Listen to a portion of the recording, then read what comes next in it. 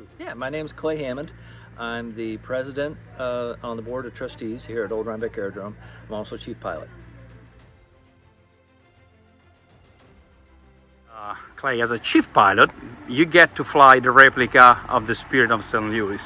Now, obviously, the first thing that anyone will look at the airplane will say, okay, how do you land and take off this airplane, essentially just looking on the side? Right. So the takeoff and land, well, the takeoff's pretty easy because it's got the power, pulling it out, and it is very peripheral based. You have fairly large side windows that are situated just forward of my head, so I have some forward vision out the windows. It's not like I have to turn my head to look both ways. I'm looking forward. I'm maybe hanging my head to one side, kind of eyeing what's going by, just so that I'm staying down the center line of the runway. But for the most part, it is that peripheral balancing, and then it's just a matter of takeoff and climb out.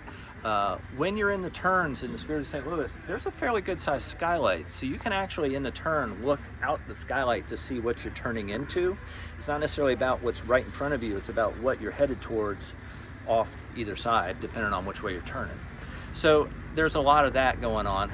On landing, it's very much on approach to land, you very much have the airplane in a side slip.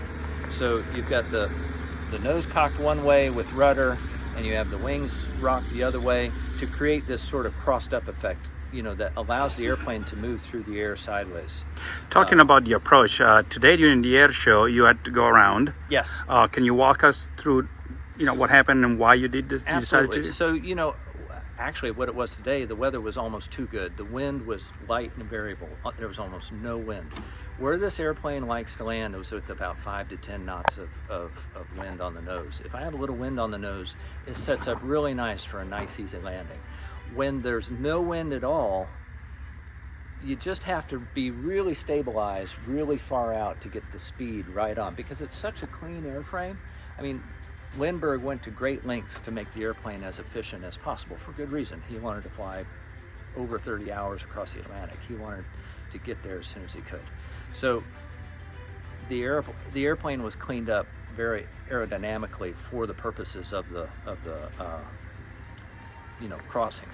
So what that means on landing is it likes to float, it likes to fly, it likes to keep going. So what you have to do is set it up pretty far out to get it on speed, get it on a glide path that's going to take you down to the landing area. And right there at the end, for me, when I'm coming through the notch in the trees, if I don't like the look or the feel of it, then I'm going to go around and try it again. It's not the kind of airplane that you can kind of, squeeze one out. You have to set it up right, have everything feeling right, and if you don't like it, you go around and do it over. And that's what I did today. Now, do you ever kind of pinch yourself to fly such a unique and special airplane? Every single time I climb in it. Absolutely. Because it is so enormously different from any other airplane that flies here at the aerodrome or flies anywhere else.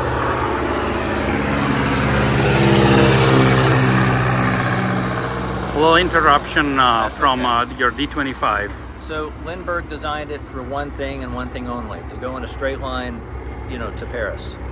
And for that, it has a lot of wing area, has very little aileron, very little roll control, and it's a great big glider is what it is. And it's got a lot of asymmetric rolls, so it is hard to keep coordinated. One of the most different, I won't say it's difficult, but it's certainly one of the most different airplanes I've ever operated.